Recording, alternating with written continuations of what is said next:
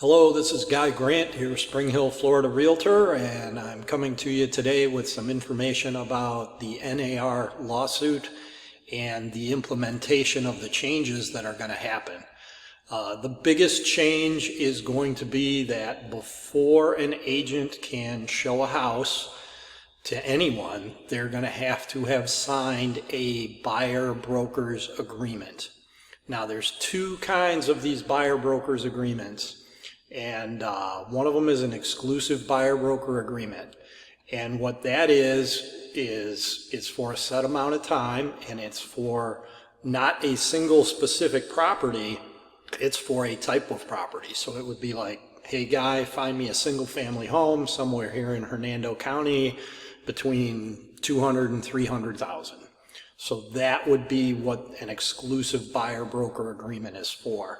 And you agree to work only with me during this time period to find something that falls into those parameters. Now, the other one is called a showing agreement. And let's say I've got a sign up in front of one of my listings and you want to come see just that one house. And what that is going to be is for a specific amount of time, if you want to buy that house, negotiate or whatever for that house, you would have to go through me then to purchase that house. But the difference is this is for specific properties. So if I'm going to show you 123 Main Street and 345 Main Street, those would be listed on this particular piece of paper, and this agreement would only apply to those houses. So the big takeaway for buyers to know is what am I signing and how long am I signing up for?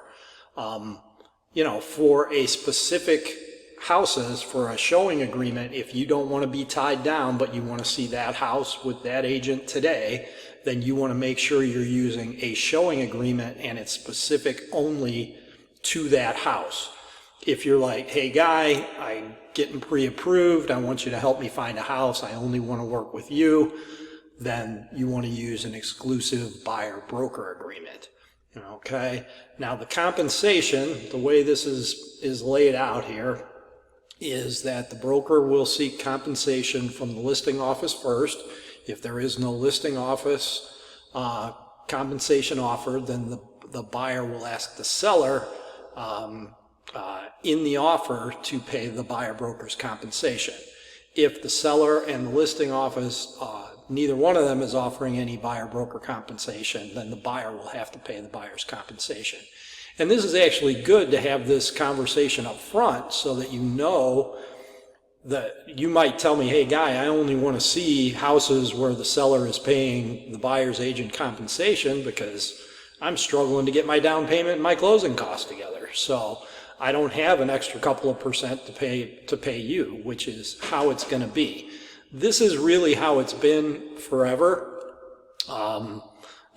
Typical house was listed for X percent and half of that X was offered for buyer agent compensation. I mean, that's just the way it's been, and that's kind of how it's going to continue to be, except for somebody buying a $3 million house, chances are they've got enough money to pay their agent. But for the rest of us mere mortals, 75% of houses are sold with 15% down or less. That means people are working hard to get their down payment together. So they're going to need the seller to pay the buyer agent compensation. And that part is probably not going to change.